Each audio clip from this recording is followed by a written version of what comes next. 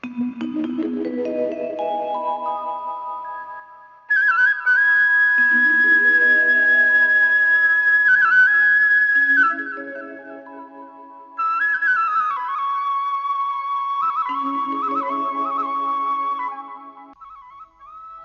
Mama! Mama! Nang bukadom da leige ne? Oh, kari haige. Kari haige moi baba. Nasa tuan badu hawat kharabro. Numina wato long krene. Natti sai jaba gai sibu kidraba jalabo. Yaro heba tawri se. Oh, chawrak laba haibadura kaino. Ngang ba sakpa mana da ka haptra poni ko. Ai su khangdre. Hey, khangdaba yaro ine. Bigli ngai sida warak watem haudrabadi. Chawrak lagadi yaro ine. Hey, Mama nangine. Tumin paisa pibado. Mado yaning deko. Raja se moi baba lauba nara khangde. Hanage iman manaraktre ko. Ngang na baka se ware bo. Wani aiba.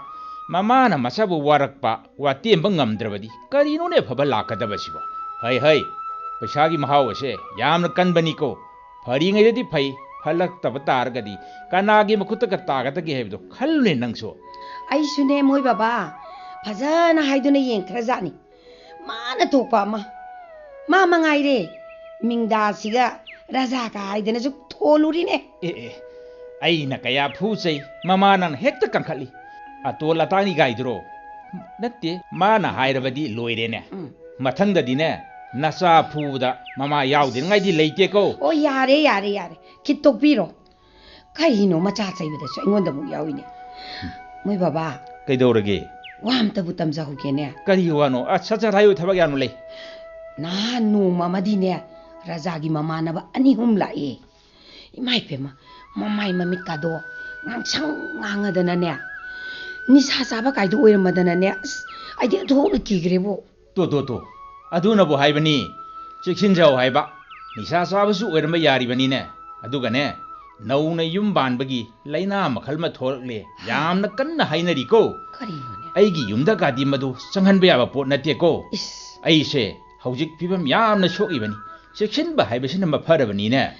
Moi baba hojiki tubu. Kari laina haibano ne. Yumban magi laina haisu karino imi. Hai, taw nei mama. Maroi mapang ensang napi. Matam chana bu sing sairabadi. Masana adum ham phaba tabani.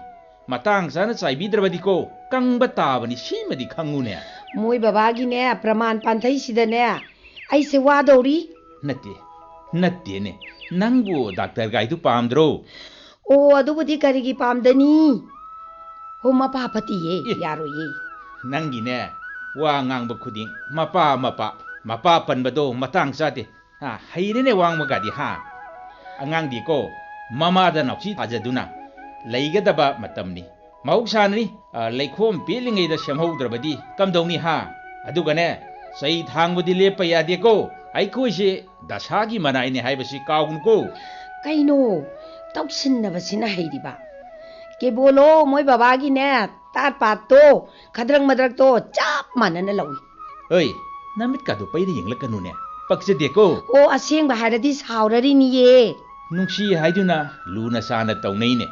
Adubu fattaba kangudi kham thiengna phatte ko mama.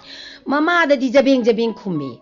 Mapa da di tumin haudong lamboi ba. Mado nangna ne he na luna tawkhiba. Paisagi mahau khangan khiba. Hangledana chumlarini ne aigi se. Madugi haibadi ne them nauduna phana kanna honai. O moi baba na ne aibu singtha bidabdi tawbinu ko. Khangde. Angang phange phaloi mama da leirabani ko. Haima moi baba chalabro. Kaidorage. Haima wam ta haija hoge. Karino hayune. O saubirakanu ko. Sauroine. O moi baba gi ne nupi ne bu hairadi chaka totlaga chajarage haibagi wado thadok piro. Matam chadre yamangani su yaudre.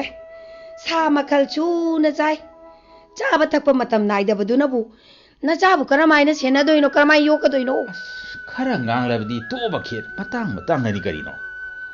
Matanga nate. Aidi ne laudori ni. O laisabi sari pumba. Tupi apan ba. Anok amuba upla ba. Pakhang sasanaba ne. ꯃꯗꯨꯗꯗꯤ ꯌꯨꯝ ꯄꯥꯟꯕꯤꯔꯨꯔꯅꯨ ꯆꯔꯥ ꯍꯦꯜꯂꯗꯝꯅꯤꯀꯣ touch ꯈꯔꯗꯤ ꯇꯥꯔꯁꯅꯨ ꯑꯩꯗꯤ ꯐꯖꯅ ꯍꯦꯂꯣꯏ ꯑꯣꯛꯅꯔꯦꯗꯅ ꯇꯧꯔꯤꯁꯦ ꯍꯩ ꯀꯞꯂꯗꯅ ꯉꯁꯤ ꯇꯧꯏꯅꯦ ꯍꯩ ꯃꯃꯥ ꯅꯠꯇꯦ ꯑꯩꯅ ꯅꯉꯣꯟꯗ ꯀꯔꯤꯕꯨ ꯍꯥꯏꯈ꯭ꯔꯒꯦꯅꯦ ꯌꯥꯗꯅꯣꯅꯦꯁꯦ ꯃꯥꯅ ꯑꯐꯕ ꯁꯥꯁꯤꯟꯅꯔꯤꯁꯦꯕꯅꯦ ꯏꯁ ꯀꯝꯇ ꯀꯦꯊꯔꯗꯅ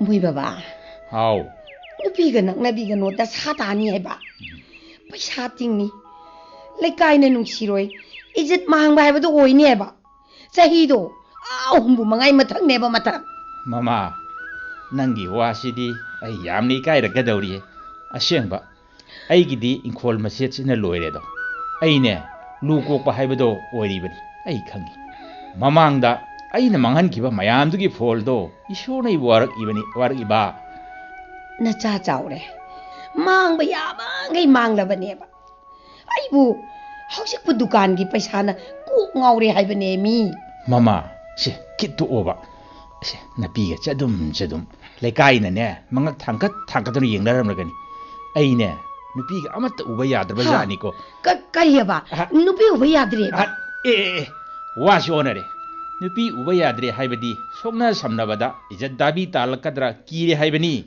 ꯃꯤꯟ ꯎꯕ ꯂꯥꯏꯗꯤ ꯅꯨꯄꯤꯅꯤꯅꯦ ꯅꯨꯄꯤ ꯍꯣ ꯑꯗꯣ ꯈꯪꯅ ꯆꯠꯄꯤꯔꯣ ꯃꯄꯥꯁꯨ ꯑꯃꯨꯛ ꯁꯦꯟꯅ ꯃꯆꯥꯁꯨ ꯑꯃꯨꯛ ꯁꯦꯟꯅ ꯑꯩ ꯁꯤꯕ ꯇꯥꯔꯦꯕ ꯆꯥꯗ ꯊꯛꯇꯕꯅꯦ ꯑꯍꯟꯕꯨ ꯁꯦꯟꯅꯒꯗ꯭ꯔꯥ ꯑꯉꯥꯡꯕꯨ ꯁꯦꯟꯅꯒꯗ꯭ꯔꯥ ꯁꯤꯈꯤꯕꯅꯕꯨ ꯍꯦꯟ ꯐꯔꯄꯣꯠꯅꯤꯗ ꯃꯃꯩꯊꯪꯗꯅꯦ ꯋꯥꯔꯤ ꯑꯃ ꯂꯩꯗꯥꯏꯅꯦ ꯀꯔꯤ ꯋꯥꯔꯤ ꯑꯣ ꯉꯥꯁꯦꯞ ꯆꯤꯕꯥꯟꯗꯣꯡꯒꯤ ꯋꯥꯔꯤꯗꯣ ꯄꯦꯃ ꯅꯪꯁꯨ ꯑꯩꯁꯨ ꯄꯨꯟꯁꯤꯗꯣ ꯑꯗꯨꯗ ꯇꯥꯗꯣꯔꯤꯕ ꯑꯗꯨꯗ ꯇꯥꯏꯌꯦ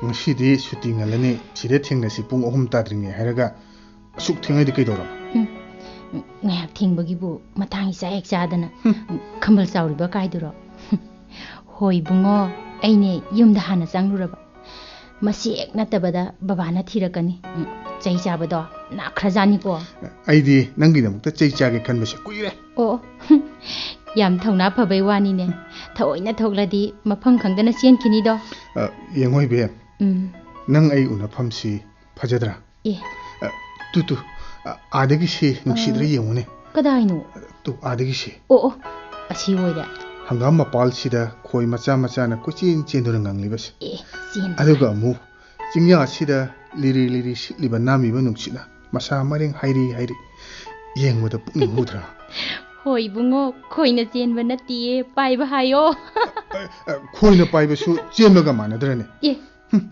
ꯉꯥꯡꯕ ꯍꯩꯕ ꯀꯥꯏꯗꯨꯔꯣ ꯍꯩ ꯉꯥꯊꯔꯛꯀꯅꯨ ꯃꯤ ꯎꯈꯤꯅꯦ ꯉꯥꯊꯔꯛꯀꯅꯨ ꯎꯁꯅꯨ ꯀꯩꯅꯣ ꯏꯀꯥꯏꯕ꯭ꯔꯣ ꯑꯩꯗꯤ ꯏꯀꯥꯏꯕꯤꯗꯦ ꯑꯗꯨꯗꯤ ꯕꯁꯟꯇ ꯍꯦꯃꯟꯇ ꯐꯖꯔꯕ ꯄ꯭ꯔꯀ꯭ꯔꯤꯇꯤ ꯃꯌꯥꯝꯁꯤꯒꯤ ꯃꯅꯨꯡꯗ ꯕꯦꯕ ꯏꯕꯥꯅꯤꯁꯨ ꯃꯤꯡ ꯌꯥꯎꯔꯕꯅꯤ ꯃꯁꯤꯕꯨ ꯁꯦꯝꯂꯛꯄ ꯃꯄꯨ ꯃꯍꯥꯛꯇꯨꯗꯤ ꯁꯥꯊꯤꯅ ꯃꯁꯛ ꯐꯖꯔꯝꯅꯤꯀꯣ ꯉꯥꯡꯕ ꯀꯥꯗꯤ ꯀꯥꯕꯛ ꯌꯥꯔꯦꯀꯣ ꯀꯅꯥꯗ ꯇꯝꯒꯦ ꯔꯥꯁꯤ ꯌꯥꯎꯗꯦ ꯅꯣꯛꯀꯅꯨ ꯑꯩꯕꯨꯗꯤ ꯅꯪꯅ ꯍꯦꯛꯇ ꯂꯥꯏꯊꯣꯛꯏ ꯑꯗꯨꯗꯤ ꯍꯥꯏꯅꯨꯀꯣ ꯌꯥꯝ ꯁꯤꯡꯂꯛꯀꯅꯨ ꯑꯩꯅ ꯅꯪꯕꯨ ꯅꯨꯡꯁꯤꯕꯗꯤ ꯁꯤꯕ ꯐꯥꯎꯕ ꯉꯝꯂꯅꯤ ꯈꯜꯂꯤꯕꯅꯤ ꯍꯩꯃꯥ ꯅꯪꯒꯤꯗꯣ ꯊꯨꯝꯃꯜꯂꯤꯀꯣ ꯃꯇꯧ ꯀꯥꯗꯤ ꯑꯁꯦꯡꯕꯅꯤ ꯐꯥꯒꯤꯗꯧꯅ ꯃꯀꯣꯛꯁꯤꯗ ꯀꯤꯟꯁꯤꯅꯅꯦ ꯁꯨꯅꯦ ꯉꯝꯁꯨ ꯉꯝꯂꯣꯏꯗꯕꯗ ꯍꯥꯏꯕꯒꯤ ꯋꯥꯅꯤ ꯉꯝꯂꯣꯏꯗ ꯀꯩꯁꯨ ꯙꯞꯇꯤ ꯍꯦ ꯈꯨꯠꯀꯥꯗꯤ ꯄꯥꯏꯔꯛꯀꯅꯨ ꯃꯤ ꯎꯈꯨꯅꯦꯕ ꯀꯥꯟꯅꯗꯦ ꯔꯦꯁꯇꯨꯔꯦꯟ ꯆꯪꯉꯨꯁꯤ ꯑꯗꯨꯗꯤ ꯍꯥꯏꯔꯛꯀꯅꯨ ꯑꯩ ꯀꯤ ꯀꯔꯤꯒꯤ ꯀꯤꯔꯤꯕ ꯈꯕꯔꯗ ꯍꯥꯏꯔꯤꯕ ꯃꯌꯥꯝꯗꯨꯅꯤꯗꯅ ꯀꯩꯅꯥ ꯀꯠꯈ꯭ꯔꯦ ꯃꯔꯨ ꯀꯣꯛꯈ꯭ꯔꯦ ꯁꯤꯅꯤꯗꯅ Nang laina kari si tawduna kaina hekta katkadrani. Masa masagi phimam dono oiramganida. Adu oirasu kanana khangni. Saunu ko. Bem. Nang haido yam chumi. Chieng maru mana chengku ama manghali haibdo. Maira paibisu tungmang yengdabusu yauribani ne. Punsibu phagidawna khanbani ne langani. Tawbadi fattabagi wakhandine nong nomge sum hengalai. Prese. Ngak changurosya. Paisabu kayam yaujirage. Yengine. Aigu yam thajadabai wanine. Aigi yaudrasu nang leibisidi.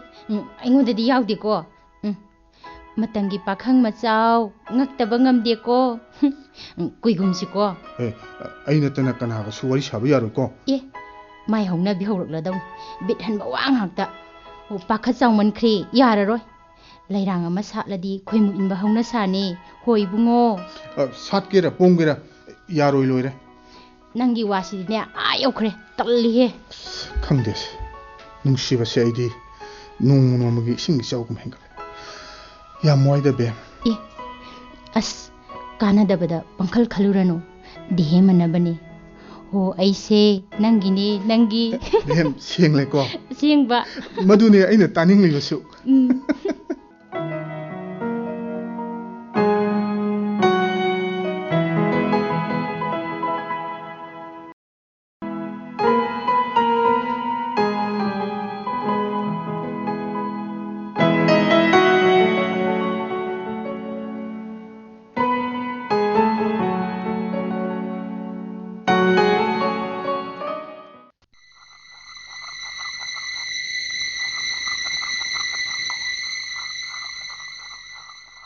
Mama, nasado halagtri. Manam nagin hauresya. Moi baba aisu masai dei ngairi ni. Kanada hangni tawriside. Numit tarabadi yumda hangani khangdine masigi angangasya. Lai. Hey, yumda kok lakba yadro. Nuti lalten pairga ngaibada sidore ne. Hey raja haiba. Ima yada tawrini ba. Kibasina iba. Hey, hairga mana thopa makhumba. Oi, napa si sauri bani ko. Napa maki matausiga. Hey, kada jano muk thokrisina mama. Natti nangbo mukta yengune. Khongrau makaka sigabu kadai sakane geda. Ma da sena badane. Mihunji yautrab. Hello. Kari haiba. Rajani bijele. Kari lamdagi ne. Kari ning thokhongdagi. Hello. Tham khrene tawrisha. Kari ma tawnu ne tawrisibo. Hojik ta thinari bani ko ma se. Mama, hayeng din numise nungchitogi thorani hai. Kadum no chele hingadabasibo. Ibungo nang se undong na bahap ta khidre da ko. Hojik ki chaningai thangningai su leitra kansida. Ko ma na tawrisi kari. Masi pumbase. Mama nang thon mani ko. Kaino da moi baba na ne. Machan nupi chelak pase. Aingona kabda taina bir kanu ko. Machidi ne. Moi baba ili chat lobuna ni. Kaina to popok na te. Kayara une aina seno haikibadubo. Hayengda mangaire 12 gi exam shu. Mapagi ngangna ba loidri ne. Machagi amu. Hauji pumigi machadu luhungda basu yaroido. Hare Krishna. Mado ataina natti. Paisagi mahauna nine. Rajana bu hairabadi hekta tiathai. Aina haidro. Nauna yum panbagi laina makhalama lai haibado. Kadi thoklesya. Kamdauni. Ishorna tamba ama leijaramlani. Kari. Ishorna tamba haiba. Nangna ne kankhatlamdrabadi asumna karisu thoklam loiko. Khoidau ase yam langkhalkadori poni. Moi baba na ne mama obiram labadi khanggadabani ko. Aine nanga chinda pawdana ba ai talli.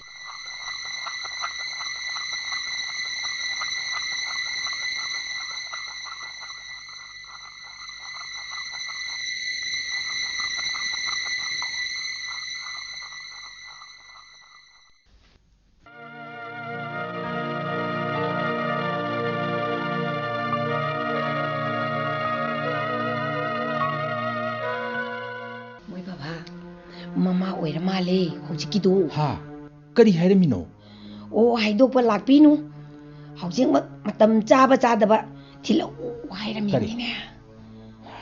thilluba taridana adu lamdubu kari ningthau hoi is ipa phajanaradi phakhrani da mama moi baba se phone la yeng to pai biyo kadai no ne hello kana o nupi gi mapa ne ya phani ha hoi lakpiyo moi ba kanano kari no hairami dubu kana oini machin hangni haiduna chatkhre hairi ne e gari ma kholam bu tari ne amta yengu ne mama moi ba lakpula emi somda lengjan biro o somda yani imo sidine nama pakatana ba aseng ba khumuko imai pima hey nangbu pharaga pui haibase mi loina uhowi nangbu miyam tana ba lawu yadra haiba nasin ga do pandabra haiba nasin ga melga puri bro nangbu makoina ima ai kanana su phade ba aina mang thaduna lakpani aina su hobune ba kaya da ngamli bano haiba asok ngana nayum pan ge khali basibu kanana nangwanda insinge ha kanana insinge kanana semia nasin do khumo masi masam se loina phoida lagane madu da gar pen ga da masi amta ngai bigo kai daurage imongna sengna khumjari base pha punge ka haibado adudi khanbi ganu ko hangba chumna hangbiu ko kanadi mane kari yenglige nangbo masa sagala se laantuna singthoro madu da phagada bane aine masi ima ai bu phabi ga no ai bu phabi ga no ba ai raja ga lu hongi ai imangani sujar roi ba natradi ai sheni ima se ai bu thado piyo ba laune yumda se nangbo yumda se ba yumda nungai ne layun he laune ima ai bu thado piyo ba se engoi imana haidine nakhoi animak yum panbase nomali haibani ima ayam ikai de lohongbiro haiba krishna ikai baga kari mate he khangra malin he hemai be me ibema nangse ngamkhre da ko aidi mangzare da ko kamdawi police lak la banina nungai rani nakhoi na gadi ngamhallaroi hey laun ne chachila siba ai bu phabi ga no ba mane pai rong se ilo da kai yan di ga no ba moi baba nupi macha si pukre ni mama amuk tap thau kai doge yara roi puja krishanu sai sudri haibni ngam tanaragum sida chumbabudi chumlamgani adu kana di adu mohongi da moi baba mama se amuk ta thau se nasana ne patik chada na tawri bani haina khando khai doge ai dine masina phare haibasida lairabani ko moi baba adu budi chumli bani ne adu da raja si mi khwai ga khenai ne mi hun amani ne kanang khangni patanung da haiba masu leidana ai chingna da bangam di ne moi baba hoi ne madu se chumli bani ne madu da mangi basidi nang ai da ni do adu bune them noduna haina batari hai jo haige marai na yajani da moi baba ni pimsa si amuk chelak pa soide haidi kibu kirabani luhong da basu yaroi ngamdraga na mapa jel da lei batare da jel panganu to hoide nei mado ado haining ba madi lei ko kaino haining itu bu karino ai kana ga da bawani luhong bada haijing pot waroi pot sakuba yauna rogumchi haige khalli ne mama is mina tongna da ba tawrabadi ne chopa natraga chai jaba aduga miyam bu singna bani khan khini ye wa mangna bani haibiru nuko moi baba mina tongna da bado tawrasi haibani ai shu khangi ne sanabi haibado amarom dadi laira anang dadi sidagi hena phaba leitre ina khurmada su sadring tawdre dana moi baba mado wa choi da tani da mi usita ba su tani ko khit lai khat pirakinu ko Hera, shida shi sanga sang, haidi haini, yada ka tok sungai dana. Ado, mama, nang aigi su, matam mamati lairami ko. Kadai dai no muk thamoi pe thabi re idubo. Yam thajadi mi kadom dei pirang no tawri sibo. Khangde mama, kadom dagino. Kari mu khalluragi. Mama, ai nang budi haipam khangdana nungsi. Aima. Nang nasu, ai bu nungsi biriko. Moi babagi dubu kadom dagi wachoi no. Ngang na daba wa ngata. O wakando yam ne henjana khanjala male. Khandabasi yadabani mama. Ai bu thadokuna satkinuko. Aima. Karino natai jadaba sanna daba wa ngata. Si. Imungda mukta pothabiro lo. Sangasi.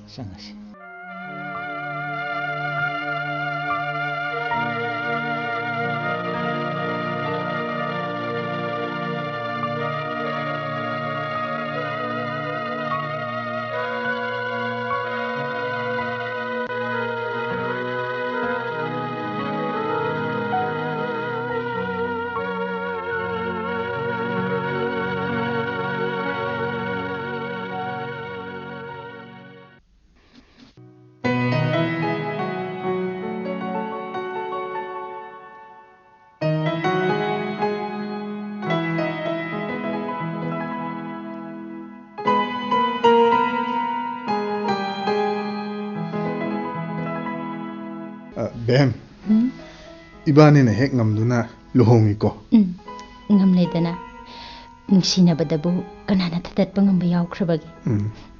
Matang sari dada kaurage. Ngang bagaidi. Ayo, nai haibani makhuni kaina jairongni ni. Na barane. Aine nangi wakhal sida tummaga chante. Ai budi nangna phajana chongurjani. Nasinthi aini sei. Ho ai sumbaga haijade ko. Bem, ai di nuaitaba ma dum lei. Karino hayo tanasi dada. Ima babana igidamakta kaya da wari. Dada. Nangi ahal singna lupa lak haujumak purakadabani. Uncle bu phaduna thamki. Ai yam pente. Wado mo pothopiranu da. Ai yam ikai le. Nangi sak yam pache. Adum nadi oiraga. Nakoi ima babana di lupa lak ahungi Gandhi gi mayik oin ukramale. Kudak tuda dada khoina piba ngamdanaba hairambo oiranganida. Pidrabadi hongdredana. As hokrabanina khanaragum seba dada. Babana tumin inkol pata puduna mapam kuding chatkibado. Ai ningsing latanu yate. Ekhoi ma baba sune wakhan yaudaba haibadu. Bem. Nangshu aishu lairik makha tamthaduna tungi khara khalamba yaga. Dada. Hojikti nangi aigi laibang na kankre. Ningamdabadi nomagi asum marai. Dada, ibani gi nungsibagi marise kadomdagi laijano. Chini nani khangdabasibo. Bem. Inakta naksilo. Kaino hayo. Mairi amana mu yeirare. As khaluranu haibani nupa manjakidre aidi tandawri ko. Ahing amada ima baba anina onchin naduna hik na kokki. Dada, aigi saksi ubada wakhan ja laklani bo. Aidi hainara roibo. Bem, angang si kapla male he. Ai iman chera nin he. Ai abem. Tari ima. Angang kapi song tu themune. Ima, karin sang thongni. Karino, arai bam hekta thong. Angang kapi sa nang ta themoi ba. Hoi ima. Angang ni kaina ne mayang iman heng manadi. Hai. Nupa macha. Ma. Nang sum panglei de laisan base phate ko. Migi minok haibasu leibani. Ai haise na khoi ani mangni ko. Imana haiba iladamne. Ai wakhal laklam me isu kaino. Na pasu ya ba makai ngauru re dana. Hauji kayam wai. Lakini phol ja. Ai ga thana nama mari ni ne. Ha. Nahang khai ai di khangdi. Baba si yam ngai yani ne. O do ima ngang mo do khura lai tharo. Hey, ngang da ba ya de ne. Na sung na mana ba kana mayum pale. Ha. Aduga nang na manglag iba matam sidi kaya di kuire. Hauji Nazasu leire. Khara leiragadi makha amuk tagi hairani. Kari mata tawdana leibasibu hainabra haiba. Amaromdadi ne imana nangse pitleba angangni khallibani ne. Adu hojikti yadre. Hojikti yadre ba. Ayu kaido haibuno khangdre bi mai. Oh, paisa phangnaba thabak suba taba. Hajira suba yaugera. Karinom upayamdi tawba taidana.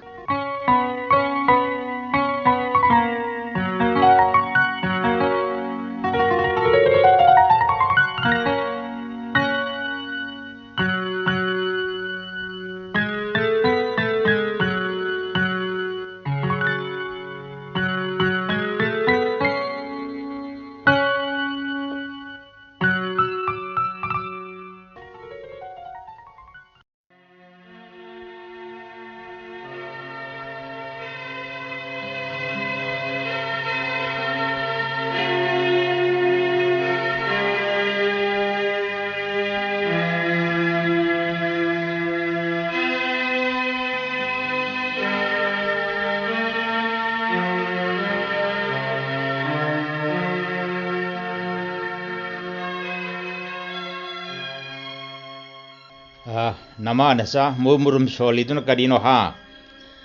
Oh, Rajado. Thabak suba yauru haibane. Makutto singna yana sarabani. Karamdi tawni kharadi waba taidana. Aina tawwana aina dum phangba tabani.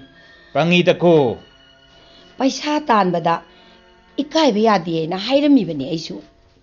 Chumine mama. Makhoi phanaba ngang sida hekta masawi ne makhoina.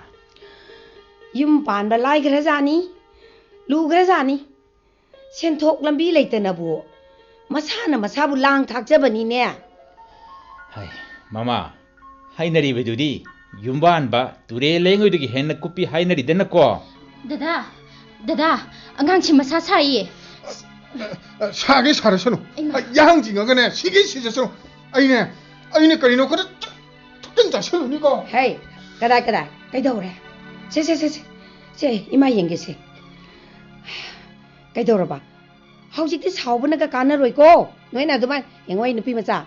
Se ising duna ne masa duna dong ne. Se chumaina nando.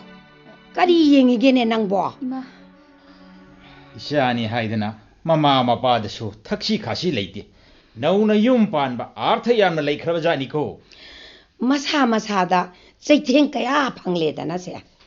Mama su masa sok payaba makai chu e. Tan jadra dine mathai mangdurim ne. Matam siga ohongba mayam sida. Hish. Imbo nupi mapan haikibado. Lupa lak ahumdagi lupa phauka taroi. Awon phosu yauro karigumba police takpa tarbadi lehori wendo pa si sina phangani. Makata na ragumsi kaina resi. Wathok na lakjana tawkreda. Phajani yasinaba yarambani ko. Shana mong sakidaba yai khallubadagini ko. Oh, murum sonbiri badu kari tawrage. Ha, kari sunatida. Mama, macha nupibu Gandhi makuk oin ukhiba sidi laibak thiba haibaduni. Magisu macha nupa leiridana yeng batai. Ise nataba wakal ngakta nisa sabadona o khanbirunu kaidawrage imongna nungaiba honadine migi masadi doctor ni kaina madu hek urubadane khoido wase proprok chakbajani leifam chafum khangbajannate kari di upaile ai ni gi laibak ni dana tawbadi ko mama ai lerambagi phabani atopa kanada oyudana khangadam maya bagi pari lagana kamdauba o icha ahan gidine waroye IPS thani bo hairi nuksi ne be haiduna bo kayam kuina chada thakna leiba yagani pura super glue ni ne kaino kankre mama moi baba sima asi wani edana abem bemo ima ai laune ima wa haige laune kari hagi ma phamune se sida phamuse nakhoi na imungi poche yolaga chabaduna di oiroi raja se nangna phajana ne gyan ta na bhayu aina hari se gangi ko na ima ꯑꯩꯁꯨ ꯇꯧꯐꯝ ꯈꯪꯗꯦ ꯃꯁꯛ ꯈꯪꯗꯕ ꯈꯔꯒ ꯊꯣꯛꯈꯤꯅꯤ ꯊꯛꯆꯤꯟ ꯆꯥꯁꯤꯜꯂꯒ ꯑꯃꯨꯛ ꯂꯥꯛꯀꯅꯤ ꯍꯧꯖꯤꯛ ꯇꯣꯉꯥꯟ ꯆꯥꯔꯕꯅꯤꯅ ꯄꯨꯕ ꯉꯝꯅꯅꯕ ꯍꯣꯠꯅꯕ ꯇꯥꯕꯅꯤ ꯏꯀꯥꯏꯔꯗꯤꯅꯦ ꯆꯔꯥ ꯍꯦꯟ ꯇꯥꯔꯕ ꯁꯤꯃꯗꯤ ꯈꯪꯒꯗꯧꯅꯤ ꯅꯣꯏꯅ ꯏꯃꯥꯅ ꯚꯥꯞ ꯇꯥꯅꯕ ꯑꯃꯨꯛꯇ ꯍꯥꯏꯕꯤꯔꯝꯃꯨꯕ ꯀꯔꯤꯅꯣ ꯍꯥꯏꯌꯨꯅꯦ ꯀꯔꯤꯅꯣ ꯍꯥꯏꯌꯣ ꯏꯃꯥꯗ ꯃꯥꯒꯤ ꯃꯅꯥꯗꯣ ꯑꯩꯒꯤ ꯀꯥꯇꯤ ꯑꯆꯧꯕꯁꯤꯅ ꯀꯛꯀꯦꯅꯦ ꯚꯥꯞ ꯌꯥꯝ ꯇꯥꯃꯟꯗꯦ ꯃꯥ ꯏꯃꯥ ꯗꯗꯥꯒꯤ ꯐꯤꯕꯝꯁꯦ ꯑꯩꯗꯤ ꯌꯥꯝꯅ ꯀꯤꯔꯛꯂꯦꯕꯣ ꯍꯥ ꯈꯪꯗꯦ ꯀꯔꯤ ꯍꯥꯏꯒꯗꯕꯅꯣ ꯑꯗꯨꯕꯨ ꯅꯪꯅ ꯌꯦꯡꯁꯜꯂꯣ ꯍꯥꯏꯕꯅꯤꯅꯦ ꯍꯩ ꯆꯣꯞꯀꯅꯤꯀꯣ ꯑꯕꯦꯝ ꯀꯔꯤ ꯍꯥꯏꯒꯦ ꯑꯩ ꯁꯣꯝꯗ ꯑꯃꯨꯛꯇ ꯆꯪꯂꯣ ꯀꯔꯤ ꯍꯥꯏꯒꯦ ꯁꯦ ꯂꯨꯄꯥ 50,000ꯅꯤ ꯑꯦ ꯑꯉꯥꯡꯒꯤ ꯑꯃꯗꯤ ꯅꯪꯅ ꯁꯤꯖꯤꯟꯅꯅꯕ ꯃꯤꯉꯣꯟꯗꯒꯤ ꯁꯦꯟꯗꯣꯏ ꯌꯥꯎꯗꯅ ꯄꯨꯔꯛꯄꯅꯤ ꯃꯁꯤꯒꯤ ꯄꯩꯁꯥꯁꯤꯗꯤ ꯑꯩꯗꯤ ꯀꯤꯈ꯭ꯔꯦꯗ ꯀꯔꯤꯅꯣ ꯕꯦ ꯅꯠꯇꯦ ꯀꯤ ꯍꯥꯏꯔꯤꯁꯤꯕꯣ ꯑꯗꯨꯅꯗꯤ ꯑꯩꯒꯤꯁꯤ ꯍꯨꯔꯥꯜꯂꯛꯄ ꯇꯥꯔꯦꯅꯦ ꯍꯣꯏ ꯑꯗꯨꯝꯅ ꯈꯟꯕꯁꯨ ꯌꯥꯏ ꯀꯔꯤ ꯍꯥꯏꯕ ꯍꯧꯖꯤꯛꯀꯤꯗꯨꯕꯣ ꯍꯥ ꯀꯔꯤ ꯍꯥꯏꯕ ꯑꯩꯅ ꯑꯁꯨꯛ ꯋꯥꯅ ꯅꯪꯒꯤꯗꯃꯛ ꯄꯨꯔꯛꯏꯕ ꯄꯩꯁꯥꯕꯨ ꯑꯗꯨ ꯌꯧꯅ ꯈꯟꯕ ꯑꯩ ꯁꯤꯕ ꯀꯤꯗꯅ ꯄꯨꯔꯛꯏꯕ ꯄꯩꯁꯥꯅꯤ ꯈꯪꯉꯕꯁꯦ ꯂꯩꯀꯥꯏꯁꯤꯗ ꯂꯨꯄꯥ ꯑꯃ ꯐꯥꯎꯕ ꯄꯨꯕ ꯐꯪꯗꯦ ꯑꯗꯨꯒ ꯗꯗꯥꯅ ꯀꯗꯥꯏꯗꯒꯤ 50,000ꯅꯣ ꯍꯥꯏꯕ ꯈꯪꯕ꯭ꯔꯥ ꯍꯥꯏꯈꯣꯅꯦ ꯅꯆꯤꯟꯗꯣ ꯊꯤꯈꯣ ꯍꯥꯏꯕ ꯃꯊꯣꯡ ꯃꯔꯝꯗꯤ ꯈꯪꯗꯦ ꯈꯪꯗꯅ ꯄꯉꯥꯡ ꯉꯥꯡꯒꯅꯣ ꯑꯩꯁꯦ ꯅꯨꯄꯥꯅꯤ ꯇꯧꯒꯦ ꯍꯥꯏꯕꯇ ꯉꯝꯂꯤꯕ ꯍꯥ ꯅꯪ ꯈꯪꯗꯦ ꯑꯩꯅ ꯄꯨꯔꯛꯄ ꯄꯩꯁꯥꯅꯤ ꯍꯥꯏꯔꯦꯗꯅ ꯍꯥ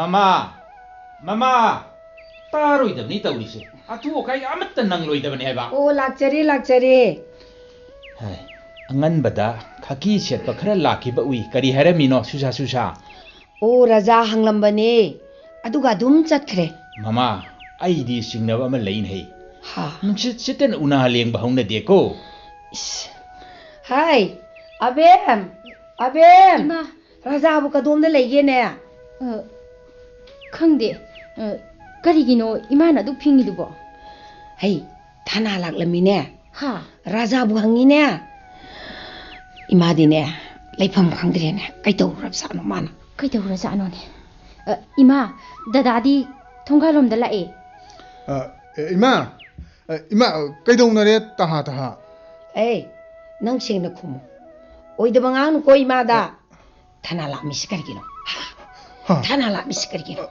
ꯄꯨꯂꯤꯁ ꯍꯥꯏꯕ ꯍꯣꯏꯅꯦ ꯀꯔꯤꯒꯤ ꯄꯨꯂꯤꯁꯅꯣ ꯏꯃꯥ ꯏꯃꯥꯗ ꯑꯣꯏꯗꯕ ꯉꯥꯡꯖꯅꯨꯀꯣ ꯑꯩꯅꯦ ꯇꯁꯦꯡꯅ ꯈꯪꯗꯦꯀꯣ ꯏꯕꯨꯡꯉꯣ ꯅꯪꯒꯤꯅ ꯇꯧꯁꯦ ꯃꯃꯥ ꯑꯩꯅꯗꯤ ꯊꯥꯖꯗꯦ ꯁꯣꯏꯗꯅ ꯀꯩꯅꯣꯝꯗꯤ ꯇꯧꯔꯝꯃꯅꯤ ꯍꯩ ꯑꯕꯦꯝ ꯃꯨꯟꯅ ꯍꯪꯉꯨꯅꯦ ꯃꯥ ꯀꯩꯗꯧꯔꯨꯒꯦ ꯑꯝꯇꯪ ꯍꯪꯉꯨꯅꯦ ꯏꯕꯦꯝ ꯅꯪꯕꯣ ꯗꯗꯥ ꯏꯃꯥ ꯇꯥꯈꯤꯅꯦꯕ ꯀꯩꯗꯧꯕ ꯌꯥꯎꯔꯒꯦ ꯈꯪꯗ꯭ꯔꯦꯗ ꯑꯩꯁꯨ ꯃꯄꯨ ꯈꯪꯗꯅ ꯄꯣꯠ ꯈꯔ ꯂꯧꯔꯨꯔꯦ ꯍꯥ ꯀꯔꯤ ꯍꯥꯏꯕ ꯃꯗꯨꯒꯤ ꯁꯣꯏꯗꯕꯩꯅꯤ ꯊꯅꯥ ꯃꯤꯒꯤ ꯂꯥꯛꯏꯗꯣ ꯃꯄꯣꯠ ꯂꯧꯔꯨꯔꯦ ꯍꯥꯏꯕ ꯃꯗꯨꯒꯤ ꯁꯣꯏꯗꯅ ꯑꯣꯏꯒꯅꯤ ꯊꯅꯥ ꯂꯥꯛꯏꯕꯗꯣ ꯏꯁ ꯀꯔꯤꯅꯣ ꯗꯗꯥ ꯅꯪꯅ ꯇꯧꯒꯗꯧꯔꯤꯁꯤꯕꯣ ꯑꯩꯁꯨꯅꯦ ꯃꯗꯨꯒꯤ ꯑꯣꯏꯔꯝꯒꯗ꯭ꯔꯥ ꯆꯤꯡꯅꯔꯤꯕꯅꯤ ꯆꯤꯡꯅꯕ ꯅꯠꯇꯦ ꯑꯁꯦꯡꯕꯅꯤ ꯀꯗꯥꯏꯗꯒꯤꯅꯣ ꯈꯪꯗꯦꯕ ꯁꯣꯗꯣ ꯀ꯭ꯔꯣꯛ ꯍꯦꯛꯇ ꯍꯥꯡꯉꯦ ꯒꯥꯔꯤ ꯃꯆꯥ ꯑꯅꯤꯕꯨ ꯄꯨꯊꯣꯔꯛꯏꯅꯦ ꯃꯤꯍꯨꯟꯒꯁꯦ ꯌꯧꯈ꯭ꯔꯖꯥꯠꯅꯤ ꯏꯃꯥ ꯇꯥꯍꯟꯒꯅꯨꯀꯣ ꯕꯦꯝ ꯇꯥꯗꯕ ꯌꯥꯔꯣꯏꯌꯦ ꯁꯣꯏꯗꯅ ꯈꯪꯈꯤꯅꯤ ꯍꯥꯏꯗ꯭ꯔꯕꯁꯨ ꯕꯦꯝ ꯀꯔꯤꯝꯇ ꯈꯜꯂꯨꯔꯅꯣꯕ ꯀꯔꯤꯒꯤ ꯈꯜꯂꯣꯏꯗꯧꯔꯤꯕꯅꯣ ꯗꯗꯥ ꯊꯅꯥꯅ ꯐꯥꯈ꯭ꯔꯕꯁꯨ ꯇꯨꯃꯤꯟꯅ ꯑꯗꯨꯝ ꯂꯩꯕ ꯌꯥꯔꯤꯒꯗ꯭ꯔꯥ ꯍꯥꯏꯕ ꯃꯐꯝ ꯈꯪꯗꯕꯗꯨꯗ ꯇꯧꯔꯨꯕꯅꯦꯕ ꯑꯦꯛꯁꯤꯗꯦꯟ ꯍꯦꯛ ꯈꯟꯗꯣꯛꯑꯁꯤ ꯀꯩꯗꯧꯒꯦ ꯃꯗꯨ ꯌꯥꯔꯣꯏꯌꯦ ꯅꯨꯡꯉꯥꯏꯅ ꯂꯩꯅꯤꯡꯕꯅꯦ ꯃꯅꯤꯄꯨꯔꯁꯤꯗ ꯄꯦꯛ ꯊꯟꯅ ꯂꯩ ꯃꯗꯨꯒꯤ ꯃꯅꯨꯡꯗꯅꯦ ꯗꯗꯥꯁꯨ ꯌꯥꯎꯔꯤꯕꯅꯦ ꯄꯣꯂꯣꯏꯗꯗꯤꯅꯦ ꯑꯐꯕ ꯀꯔꯤꯁꯨ ꯂꯥꯛꯂꯣꯏ ꯍꯥꯏꯕ ꯌꯨꯝꯕꯨꯗꯨꯗꯅꯦ ꯁꯔꯀꯥꯔꯗꯒꯤ ꯂꯧꯕ ꯑꯩꯈꯣꯏꯅꯅꯦ ꯃꯉꯣꯟꯗ ꯑꯃꯨꯛ ꯍꯨꯕꯅꯦꯕ ꯗꯗꯥ ꯅꯪ ꯀꯔꯤꯁꯨ ꯀꯤꯕ ꯈꯪꯗꯦ ꯑꯣ ꯀꯌꯥꯛꯇ ꯉꯥꯏꯔꯦꯗꯣ ꯊꯅꯥ ꯂꯥꯛꯂꯒꯗꯕ ꯀꯗꯥꯏꯗꯅꯣꯕ ꯗꯗꯥꯅ ꯆꯦꯟꯒꯗꯕꯁꯤꯕꯣ ꯇꯤꯡꯉꯥꯏꯗꯅ ꯂꯩꯌꯦ ꯃꯁꯥꯁꯦ ꯍꯥꯏꯒꯨꯝꯕꯗꯅ ꯃꯦꯝ ꯑꯩ ꯌꯥꯝ ꯅꯨꯡꯉꯥꯏꯔꯛꯇ꯭ꯔꯦꯕ ꯀꯔꯤꯅꯣꯅꯦ ꯗꯗꯥ ꯅꯪꯅ ꯇꯧꯒꯗꯕꯁꯤꯕꯣ ꯏꯃꯨꯡꯒꯤ ꯏꯖꯠꯀ ꯑꯃꯠꯇ ꯌꯦꯡꯗ꯭ꯔꯦ ꯍꯥꯏꯕ ꯀꯔꯤꯃꯠꯇ ꯅꯥꯆꯨꯡꯗꯦꯅꯦ ꯑꯣ ꯆꯩ ꯂꯥꯛꯂꯕꯗꯤ ꯈꯔꯗꯤ ꯒ꯭ꯌꯥꯟ ꯇꯥꯔꯅꯤꯀꯣ ꯑꯩꯁꯨ ꯈꯔ ꯐꯒꯗ꯭ꯔꯥ ꯈꯜꯂꯨꯕꯅꯦꯕ ꯑꯩ ꯌꯥꯝ ꯀꯥꯏꯔꯦ siba kaido pak yaba nate na sa lairi nangi nupi lairi nang na tuk yamna pangdri basibu karigino haiba nupa macha thokpidagine aina ngasi tawruribse ai yam talle ko ima khangkhro karino tawgada basibu matha saba yaba makhai su lairi bani haiba be nongmamasu shag iga paisa ga sineduna lakpa su yaukrabade ha aseng muru dada iga paisa ga onara iba Oh, Ima. Oh, Ima. Ima, bhem kai tau kare Ima. Kai dau ragi na. Bhem ma thakre Ima. Ising du lawai dang ka them. Se, lawai dang ka to mo ising do. Hai, imau da nang na kari kari hairu da. Ha. Imau da nang na kari hairu ra ge ba. Ima, ai kari su haidi. Haibe indaba macha di waje sanu da Ima. Kari no ne raja. Ima ba hapta bangam di ne. Nang bu kai dau ru ra ge ba ibungo nang ko. Karino, Mama, Nama Nasa, Nakuin Giwa, a low in a tare, Maka amuk taruk lagan. Kari haiba, Baba. Mama, Isham the emo shutao, Nakuina and Sound Tau Ngawidana. Tawado, Mundana Hablurabadi, Sab the Haura Roiko, Baba. Mulaga Hablabadi, Sanga Oirabasu, Sab the Haurani. Asumna Nakoi Anina, Sai Sudana Yumpa Lubudana, Mata Sari Beniko. Bharat सरकार Lowry सही तरह निपान सुदना yum पान बयादे instruction लैदी बनी खंगुने न खोइबो अर्थ यामना लैखब जानी ने बाबाना हाइरिबदो yum पान बगे मनुंग मतम चादे हाइब नत्र सुमी ईशान हाइबदो इसम समना न खोइ अनि न तौरी बसे सही सुदना युम पान बदगी वारिब नत्रो बाबा मसी पुंबा न खोइ न छिनजब लांगनी ने थुरेदना हौजिकती है हाइना बलैको Sendrang nahuba na cheng machang chai tan chadraga na sairong chai hai balai ngoi ta bro an manak ta kharga phamba chumbani ne noi bo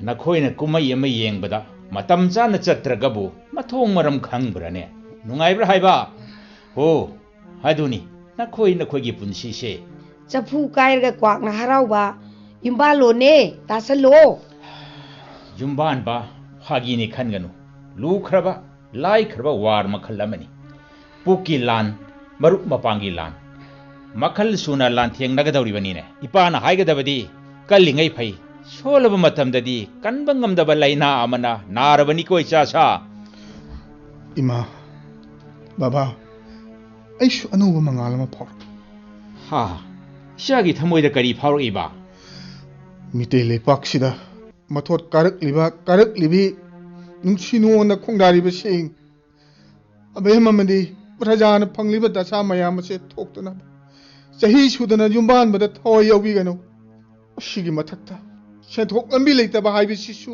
maru oi haiba se aigi seng la ba thajabani leibak miyam gi naharon sing ko bira gano aina haijari ba sing se asi icha gi wata bada ima pele imasu Babasu, huida dolai tungo hairaga, patabu uraga chungthai haibado, nasai niko. Kana gino ne, piro. Hello, kana.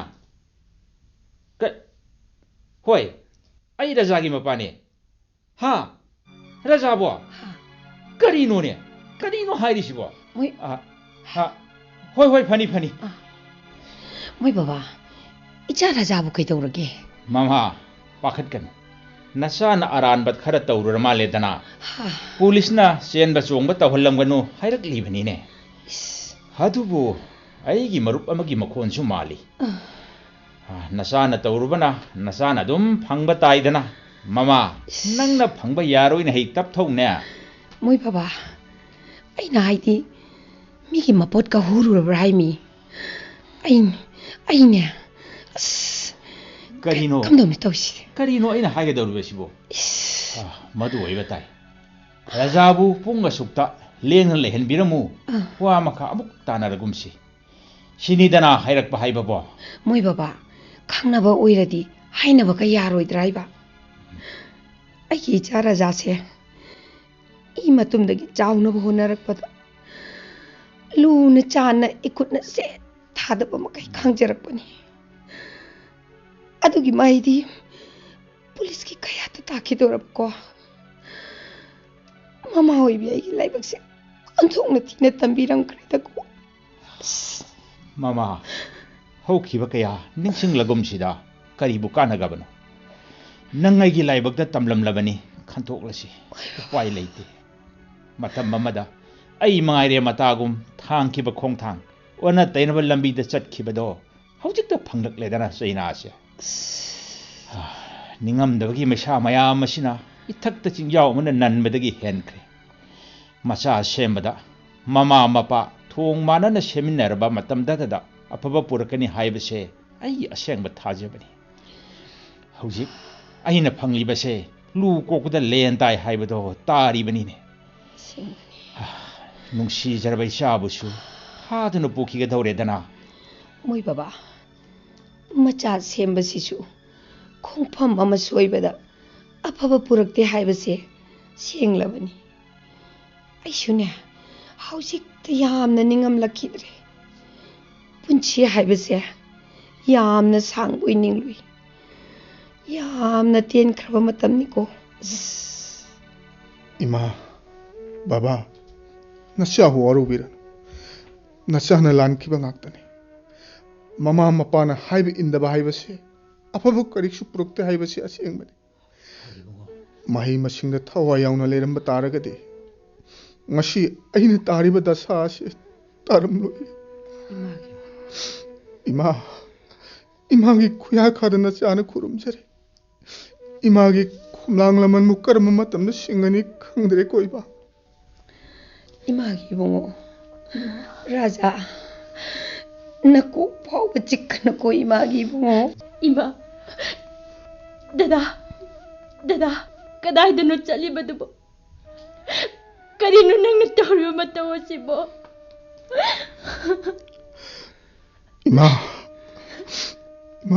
nacha chalu ki imagi ma aduga ni ima nacha na haijagada badi laikai gi chani cha khuding isungni manaba singsu rajagi mataw tamluno haibiyu dada khwaidagi fattabadi nacha raja ne raja imagi raja moi baba icha pugre moi baba